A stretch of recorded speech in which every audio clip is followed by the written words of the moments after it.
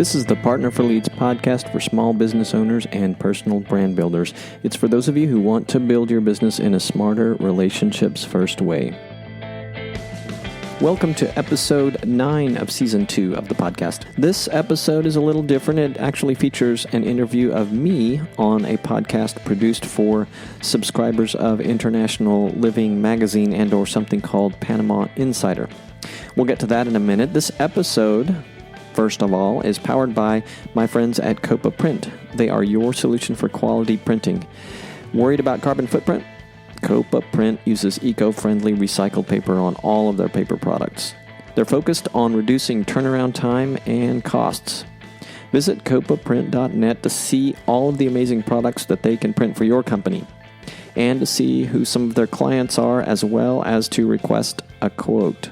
That's copaprint.net for all of your business printing needs. Be sure to mention that you heard about them here on the podcast. They will hook you up with a 10% discount off of your first order. This episode is also powered by WillServe Business Solutions, helping business owners and commercial property owners increase profits and reduce expenses. They do this by helping business owners and property owners realize large, specialized tax incentives and expense reductions they are entitled to, but might otherwise go unclaimed. WillServe is able to offer this on a no-risk, no-obligation contingency basis. That means no savings, no cost. WillServe does not get paid unless the owner gets paid. That's you. They will take the time, energy, resources, and the risk to reveal any potential savings. They don't need your financials to accomplish this, nor do they need to replace any of the professionals that currently serve your business, like your CPA or accountant. It takes a few minutes, 5 minutes or so, to answer 8 simple questions and to get a savings estimate. Go to partnerforleads.blog/will, as in WILL, to fill out the 8-question survey. That's partnerforleads.blog/will. Then here's what will happen. A representative from WillServe will follow up with you to let you know if there's a savings opportunity or not. If not, bummer. If there is, they will offer to set up a phone or in-person appointment with you to go over more details about how it works. It's simple. All right, back to the episode. Like I said, this one's a little different. It features an interview of me on a podcast produced for subscribers of International Living Magazine and or something called Panama Insider. I don't believe you can find the official episode unless you are a subscriber to those publications. I recorded the conversation as a backup for the podcast host, the person interviewing me, and decided to feature it here for you. It's not the typical content for this podcast. I already said that, right? But it does speak to the journey of 2 digital nomads, 2 investors, 2 entrepreneurial people, my wife and I. It's a glimpse into the story behind our expat life in Panama and what brought us here. Things we have learned along the way, our planning strategy, and much more. I hope you enjoy it. Roberto, thank you so much for joining me on the podcast today. Let's start out by telling our listeners where you are. Describe for us your surroundings right now. Well, I'm looking out the window at a beautiful day, mountain range, and a little bit of clouds in the sky, and out the other window I can see the ocean. And I'm located in Lago Mar, Panama, which is in the San Carlos district. And to give some perspective for anyone who knows Panama or wants to know it, I'm probably about an hour and 20 to 30 minutes from Panama City. And you're up in the Coronado area, is that right? That is correct. We're like 10 minutes from Coronado, yes. Wow, sounds great. I only bring that up to make our listeners in the East Coast United States jealous. There's a snowstorm headed there, one of the biggest storms of the year. So Roberto's got the weather to be envious of, you guys who are listening. Roberto, tell us where you come from and a little bit of your background. Sure. I think I can still say I spent most of my life in the Fort Worth, Texas area where I was born, and met my wife there in 89, and then we moved in 99 to San Jose, California, to the Silicon Valley area, and spent 17 years there. So that feels kind of like home too, and have a lot of wonderful friends there. And then in August of 2016, we brought ourselves to Panama. Tell us what inspired that. What got Panama up on your radar, and how did you manage that move? What was the inspiration for that? Well, I used to jokingly say a spreadsheet got us here, but that was part of it, and I can tell you more about that if your listeners are interested. But we're not retired yet, and but we were looking at retirement, looking at the cost of living, and we were arguably living in one of the most expensive areas in the world as far as cost of living goes in the San Jose area. And we'd been developing some recurring income through real estate and some other things, and it had dawned on my wife several years ago. Actually, she was at our gym at the time, and someone had left behind a copy of International Living. She picked it up, and she came home with this great idea. It was like, hey, we can make this go faster if we lower our expenses. And so then began the journey, and we started off with the spreadsheet I mentioned, and just kind of listed some criteria. These are the things we think we want out of a new home in Latin America. And then we started visiting various places and countries, including Mexico and Costa Rica, Belize, a couple of different parts of Mexico, and I think I just covered them all, and Panama. We spent 2 weeks here in Panama, driving all over the country to the known expat areas or liked areas by right, expats. The usual suspects. Yeah. Yes, yeah. And the funny enough, we chose El Valle de Anton, which is in a volcanic caldera. It's beautiful. It gets a lot of rain. It's really beautiful, and I can say to myself, I can check off a box that I always fantasized about living in what seems like an extreme weather environment, at least to experience it. And I did that in El Valle because it rains a lot there.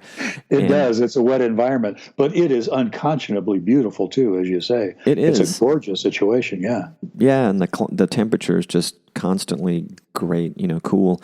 But the funny part of it is we're not really country mice. We're more city mice, and for whatever reason, we thought that would be the end all be all for us. But it's pretty remote. I mean, there are lots of wonderful people there, both expats and locals, and there are some things to do.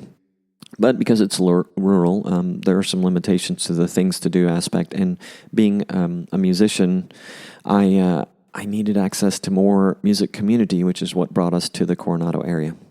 Well, tell us about that, because that's a huge part of what you're doing now. And as you mentioned, when you moved out of the United States, you guys had income streams going on, have what we might call transportable careers. How did your interest in music get you to where you are in Panama now, and how does that fit into your lifestyle right now? Well, my interest in music it's been something that's been with me since I was about 13 years old, and I have decades of live performance experience in things ranging from bars to wineries and private events, corporate events with various types of pop and rock ensembles. And it was certainly something I wanted to hang on to, and something I didn't give a lot of thought to when we moved to a very rural area. I did fortunately meet a couple of musicians there, another couple, expat couple, who were still here in Panama, which was good. But where it brought me when I was here, before we moved, I had published a book called The Unstarving Musician's Guide to Getting Paid Gigs. And then I moved to a rural area where I couldn't get any paid gigs because there were none to be had.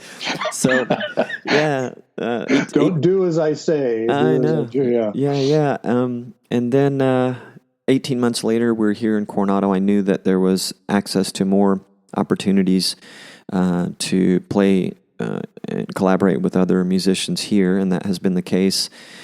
So from the book, though, was born an idea to create an online community for independent musicians, which is the Unstarving Musician website that you and I talked about as we got on the call here, and also a podcast at the encouragement of one of my mentors. So the Unstarving Musicians podcast is a weekly thing that I interview independent musicians, predominantly from the United States, predominantly songwriters, but I try to have a somewhat wide range within the pop and rock genre. So I'm playing more again.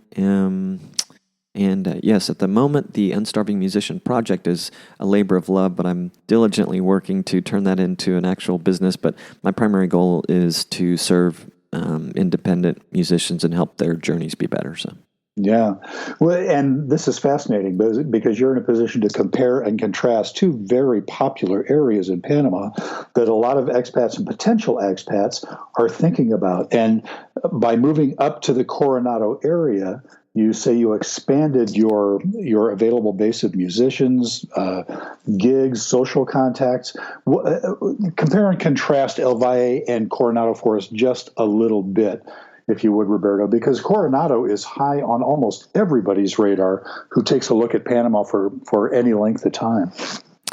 Yeah, well, Coronado is somewhat, I want to say somewhat densely populated, but not by necessarily U.S. standards, certainly not like San Jose, relative, California. Yeah, it's all relative, but and El Valle has a pretty good population density, but there are less people there. It is rural. The locals and the expats that stay are, kind of a rural mindset, whether by choice or not. Mm-hmm. And Coronado, though, there's access to more of the things that one would be accustomed to if you grew up in an urban area. Now, for those who've never traveled outside or thought about living outside of the United States, most places don't have a Target or Walmart on every corner, and that's definitely the case in Panama and in Coronado. But there is access to a lot of things retail related, from restaurants to services and places to go spend your money to buy whatever it is, whatever you feel compelled to buy. Whatever you need, yeah. Mm-hmm. And so the population density difference, though, is there are a greater number of expats here, and Coronado's largely seen, and rightfully so, as more of a beach community. So for people that are interested in being near or even on a beach, it's a great place to be as far as the different places you could be. Whereas El Valle, to contrast, if rural and quiet, low traffic and those kind of things appeal to you, small town type of social environments, El Valle is a wonderful place for that. Yeah, you can take a left off the Pan American Highway and you're in Coronado. El Valle, you have to travel a little bit to get to, and it is kind of isolated, but really gorgeous. Roberto, let's talk a little bit about the process that you and your significant other went through to actually get out of the United States and to Panama. Did you have a strategy, or did you just pack up and move and hope for the best? I have a feeling I know what your answer is, but explain your strategy a little bit in the process by which you guys got to Panama.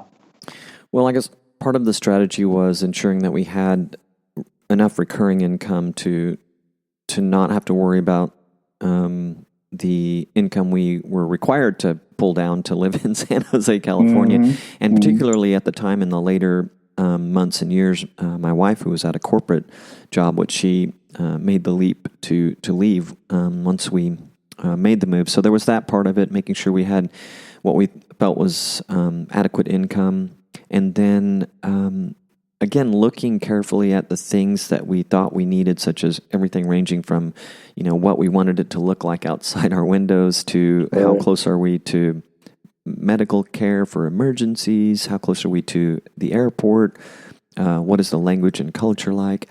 So we checked all those boxes and literally had a spreadsheet scoring these things for us. Again, we did a funny thing, and El Valle scored very high, but we'd lived in a rural area before, so we kind of knew this about ourselves, but we did it anyway, which is a little funny. And then we were kind of waiting for the right time, making sure we had the balance of income we needed to let go of what was going on for us career-wise in San Jose. And ultimately, in 2016, I got a little anxious just thinking, as a recent conversation I had with a friend is that, we're not really promised anything, not even tomorrow for that matter. So I started getting a little anxious that why are we waiting? Mm-hmm. So we finally did it. We were pretty ready. And then it was all logistics from there. Now for us, we brought our lives in suitcases and kind of sold the farm, so to speak. We had one pallet shipped here of stuff, including a drum set. Of course. Yeah, and then probably aside of recovering our pallet from customs when it finally got here, The probably number 2 big stressor was we brought a cat with us from California, and bringing an animal into another country is quite an ordeal. And then lastly, the day that we went to the airport, we checked our fare, our airline fare, to make sure we knew how many bags we could carry. And we got to the airport, and I've even worked in the airline industry, and it had never occurred to me what could happen. And what did happen is the airline had something that they call an embargo going on with luggage, which meant you cannot take 3 per passenger, despite what your fare says. You can only take 2. So what to leave behind. Yes, my wife is literally trying to remember what's in what suitcase, and we're sort of moving things around, and we don't really have all the time in the world to stay to get on the flight. But a friend comes back, grabs our bags, we get here. I have to go back a week later to recover the rest of our lives and bring them here. So, but that was kind of the strategy and some of the mishaps. And I guess I should throw in, buying a car is a lot different in other countries, including Panama. And we had, our first experience was with a lemon. But I don't know if it's not hard to do. I know. I don't know if it's possible, for listeners to be able to reach out to me at a later date if they're thinking about coming here and about that car thing. We've since met another expat who basically specializes in helping expats find cars. He knows the process, and he also knows the sellers and a lot of the owners of cars. So that helped us in our second effort to get a car. That is a great point. There is a network of expats usually in almost any expat destination that you go to. How did you guys settle into that network in the expat community? Did you have any, you started off in El Valle, and it's a pretty close environment up there. So I would imagine that pretty soon you meet everybody there is to meet up there. Is it the same in Coronado?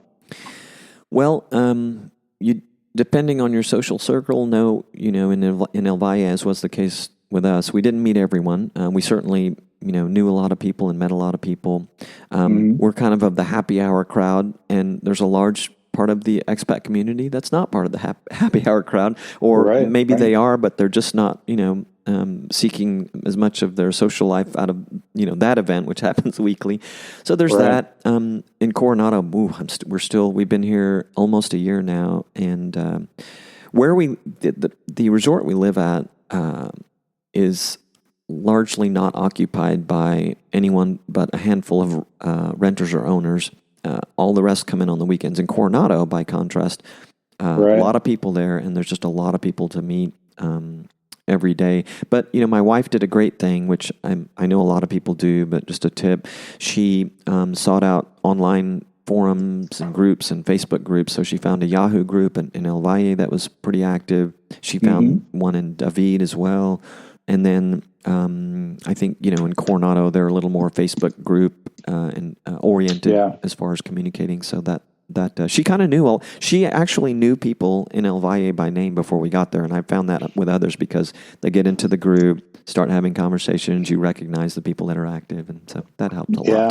The internet has changed everything in that respect. It's so easy now to get to know people before you even get on the ground. But you bring up another good point. That particular stretch of the Panama coast is very popular with Panamanians. I mean, the people from Panama City will go out of a weekend, and that's a very popular place for those guys to go. So have you been rubbing shoulders with and getting to know the locals, and especially the locals in the music business as well? More so here, and it has to do with the type of community we're living in, which is a beach resort. So it resembles apartments spread across a pretty good land area, like basically 5-story, 6-story buildings. They're condominiums that are largely owned. So the resort doesn't rent, but some of the owners will. In El Valle, by contrast, it's single-family homes, some apartments. So meeting the Panamanians who were owners or visitors there was a little more difficult, although occasionally we would have the opportunity. Here, by contrast, we're here every day, and we're out walking our dog, who one we adopted in El Valle. We walk him daily to the beach, and so when they do come in, we get to meet a lot of them. So it's great. You get to see them, yeah. Describe a typical day for you guys. You're now up in the Coronado area. You're close to the beach. You've got your animals. You're still a gigging musician, I assume. Mm-hmm. What's a typical day for you like? We're pretty early risers. We're not big night owls these days. And I guess for some context, we are in our early 50s. I'm about to hit the mid 50s range, but so we're among the younger of expats, and we sort of discovered this likelihood when we attended a couple of IL conferences that the demographic would probably be that way. But we'll get up between 6 and 6:30. The animals get fed. My personal routine is yoga first thing for only about 20 minutes. Then the dog who runs the show here, he gets a walk, right. And so the two of us will go to the beach, and we're probably between 5 and 10 minutes just walking. We can see it, from our condo, but we just walk down to the beach with him and enjoy that every morning, unless it just happens to be raining. It doesn't rain nearly as much here. One of us will usually peel off during the weekdays to go to the gym. We have a nice gym here. And then after all that, my wife and I get into our own routines. She's actively seeking out ongoing income opportunities for us, and currently has a consulting gig in her the field that she left when we left San Jose, California. So she's her routine's a little off, but she's enjoying the work there. So we'll work from home, sometimes on our balcony. I spend a lot of time, honestly, at the kitchen table, but this morning I was able to sit on the balcony, nice breeze, and then it's almost a rinse and repeat in the evening to get the dog back out to the beach again. And dinner happens pretty early for us. He does, yeah. Dinner happens pretty early for us, and we don't do much TV. In fact, we don't have cable, or we could get an HD antenna, I imagine, maybe pick up a little bit, but we just occasionally stream some TV. Yeah, we stream some TV occasionally, or we might read, and then it's rinse and repeat. Yeah. Well, your spreadsheet sounds fascinating, and I'm going to ask you if the cost of living when you moved, I'm sure the financial aspect was well represented on that spreadsheet. Has it met your expectations? Were there any surprises once you got there that you hadn't factored into your financial calculations? I have to imagine that it costs you a little bit less to live there than it did in California, yeah? Yeah, the big differentiator is housing. Mm-hmm. Dramatically lower, and there's no way we would be living on a beachfront, right? Situation for that cost. And then services and healthcare services dramatically lower in cost. And for us, fortunately, it's been routine things, but one never knows. Maybe not for my wife, but a little bit for me, just because she pays more attention to it. But the cost of buying those grocery brands that we know and love from the U.S., those cost more, but there are a lot of options to buy locally, and maybe other imports that are affordable. But yeah, like I said earlier, the cost of a used vehicle, they really hold their value here. Yeah, they do. But little things like, I love telling this story, but once I accompanied a non-Spanish speaking friend to the clinic in El Valle because he had a little accident, and his wife thought he might need a couple of stitches, and had something fell on his head, and we took him to the clinic, and he got a wound cleaned up, and it was just a single stitch, but they stitched it up and gave him a no concussion clean bill, and we walked out, and he paid $3.50. We paid $3.50 for that. And then the other one, there's a couple, like I've had car repairs for just ridiculously affordable prices with the local mechanics, if you know where the right one is. And the other one is our poor dog we adopted in El Valle. He was a stray. One of the local veterinarians suspected, after seeing him so many times, that he was separated from his mother too young, didn't have the greatest immune system. But he contracted a type of tumorous cancer that had to be treated with chemo and actually a surgery that cost us all of $70. And that I can't even walk in. I know I can't even walk into my veterinarian in Los Gatos, California for that cost. $70. Yeah. So good for him. He lucked out. He was fortunate he found you guys. That's yeah, great. yeah. He's a great dog. We're lucky he found us. But you know, the cost of living, from what I understand, we've only been here since 2016, but it has risen. And I think particularly if you live in the city and you're a young professional, trying to make it. So I hate to tell everyone it's the panacea of low cost retirement, but it's certainly, if you have planned your life out, and there are certainly some cost advantages to it. And the economy's on the dollar here. They did, for some annoying reason, decide to mint their own coins, which have the same denominations, but nobody seems to want them, not even the Panamanians. But there is the Balboa. Yes, there is the Balboa, or as the locals refer to it, the Martinelli. Nobody wants him, so give those away every chance they can. But yeah, I think the cost is still dramatically lower, and like I said, it's really in the areas of housing and healthcare. And so much of it depends on your particular needs and wants, as you know, and as our listeners know as well. You can spend as much or as little any place in the world that you want. It all depends on what your requirements are and what your needs are. And it's perfectly possible to get by in Panama, many other places like Panama, on a relatively strict budget and still have good quality of life. Roberto, I have to ask you about the music scene, man, because it's one of my special interests. Are you gigging? Do you have to go into Panama City to work, or do you find enough to keep you busy around Coronado?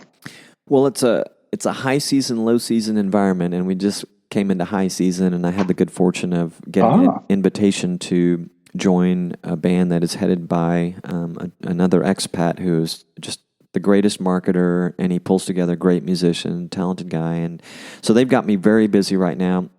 I've also had the good fortune a few months ago to perform with, and have since been doing on about a monthly basis with a Panamanian, or a Panagringo, as he calls himself, one Panamanian parent, one American parent, with him regularly. And he's kind of a big deal in Panama. He plays at the country's Boquete Jazz and Blues Festival, which they call the biggest little music festival in the world. Yeah, and it's justifiably well known. Boquete does a great job of that festival. Yeah, but yes, I'm meeting more and more all the time. I have traveled into Panama to play a bit, and that is mostly like for my Panagringo friend. I wanted to come out and kind of support one of his shows and see what it was like for the first time. And then just this weekend, I'm actually going with the first mentioned group of musicians to play at the Hard Rock Cafe in downtown Panama City. Oh, sweet. Yeah, it sounds like fun. Tell us a little bit. I can't let you go without having you mention your blog, because this is anything that anybody who's interested in music will want to take advantage of. How do we find you?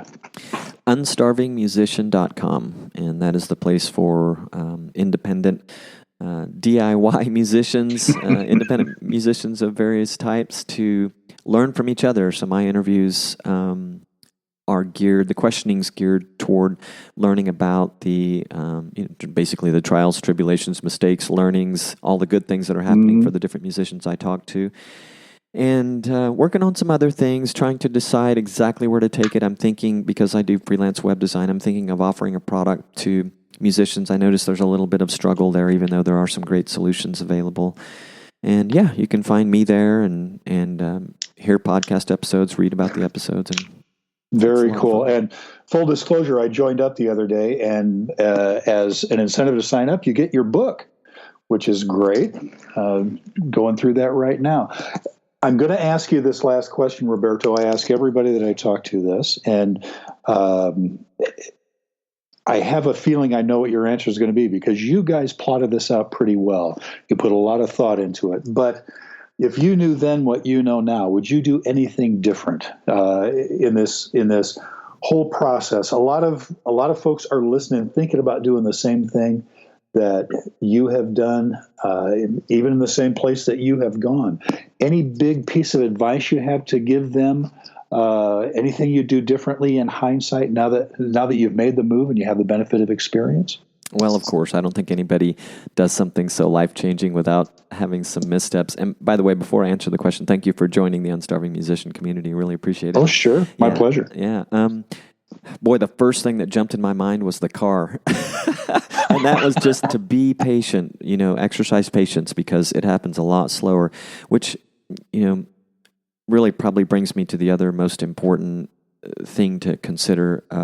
When moving to such a different place, and it's probably, going to be the case in any country that one might typically expatriate to or move to, is you really do have to have patience with the way everything operates, the way the culture operates, because it's dramatically different in our case. And again, I know it is in many countries.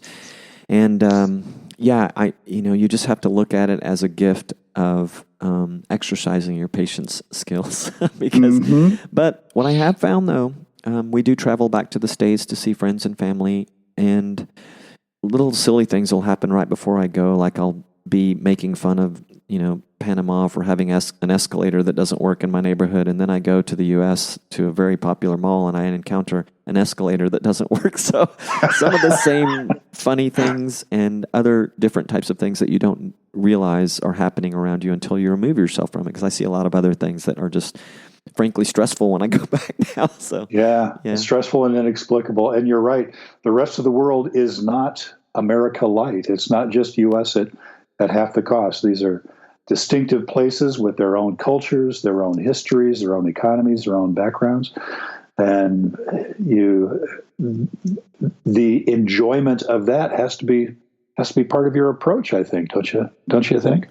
Yes, absolutely. And surely undoubtedly it's not for everyone, but the best way to find out is to explore, visit, spend as much time as you can in a place when you think you're going to like it, and get online and talk to people or meet people locally to learn as much as you can about it.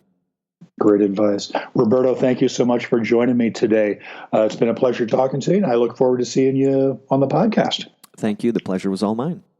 You bet. Hey, thanks for listening. If you like what you heard today, subscribe on Apple Podcasts or wherever you get your favorite podcasts. And if you have a couple of extra minutes, please leave a review. It helps this podcast, and more importantly, it'll help other small businesses and entrepreneurs find the podcast so that they too can learn from the trial and error, the expertise, the insights of successful business owners like you. Are you struggling to get the word out about your business? Struggling to get in front of the right prospects at the right time? Head over to partnerforleads.blog to join our community. As a member, you'll get an occasional email from me with tips, hacks, stuff I'm learning from guests of this podcast. This is all stuff you can use to grow your business. It's free, and you can unsubscribe at any time. Ciao for now.